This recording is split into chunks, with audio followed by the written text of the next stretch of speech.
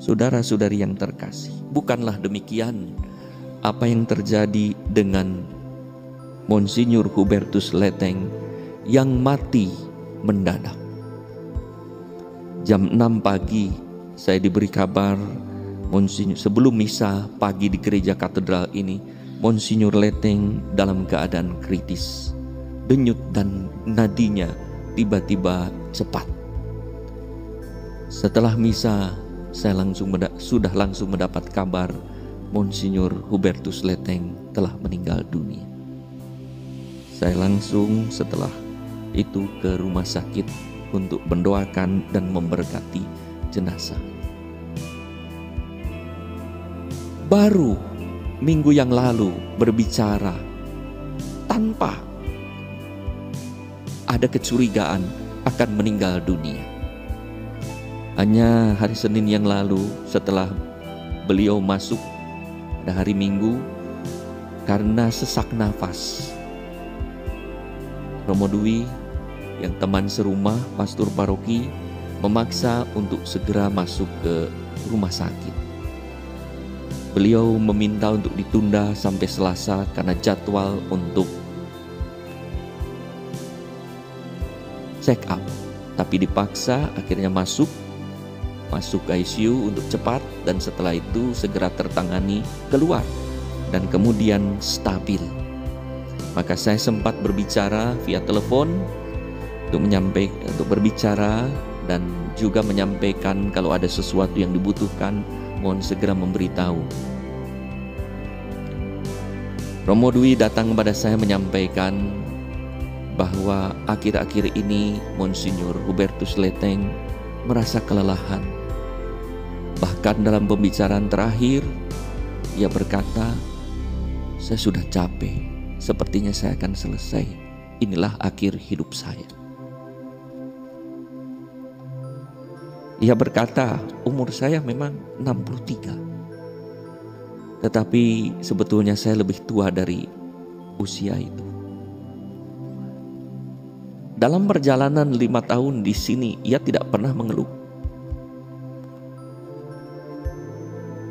Ia menerima apa adanya, mengalami apa adanya yang dialami sehari-hari. Kehidupan kaya di hadapan Allah inilah yang secara khusus diusahakan oleh para rohaniwan, biarawan, biarawati sebagai suatu kesaksian eskatologis, yaitu kesaksian di dunia nanti yang diperlihatkan sekarang. Dan Monsinyur Hubertus Letheng adalah seorang uskup yang hidup sederhana. 5 tahun yang lalu saya mengalami proses discernment dengan Monsinyur Hubertus Letheng di Ruteng. Sampai dalam pembicaraan pribadi berdua, ia mengatakan, jadi saya harus mengundurkan diri sekarang. Lalu ia menyampaikan, menitipkan surat kepada Sri Paus Fransiskus untuk mengundurkan diri. Tidak. Ia dengan lepas bebas demi kebaikan semua mengundurkan diri dengan rela. Lalu akhirnya pergi ke Keuskupan Bandung dan tinggal di sana. Ia dikenal oleh beberapa orang sebagai yang minta-minta. Tapi lihat hidupnya, apa yang dipakai, apa yang dikenakan dalam tubuhnya. Adakah suatu kemewahan? Apa yang disimpan di dalam kamarnya? Adakah suatu kemewahan? Apa yang menjadi sarana pekerjaannya? Adakah suatu kemewahan? Tidak ada. Bahkan terakhir dibelikan keyboard kecil oleh Romo Dwi, karena kalau dia presentasi kemana-mana diminta untuk Zoom, apa yang dibawa? Dia membawa komputer, laptopnya keyboardnya rusak. Apa yang dia tidak mengeluh, dia bawa keyboard besar kemana-mana dan dia lakukan itu. Pada suatu hari saya menghubungi beliau, tidak susah dihubungi. Akhirnya saya menghubungi pastoran. Saya mengatakan, "Pastor, Monsinyur, kenapa susah dihubungi? HP saya rusak." "Oh, baik Bapak Uskup, nanti kita akan usahakan HP baru hari."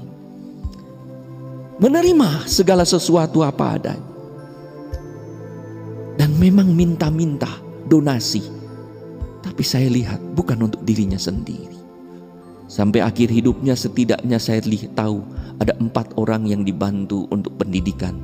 Dan itu saya bantu, saya usahakan untuk kontak langsung dengan sekolah atau rektor atau kepala sekolah di mana anak-anak itu sekolah. Baru 1 orang wisuda dan menyampaikan fotonya.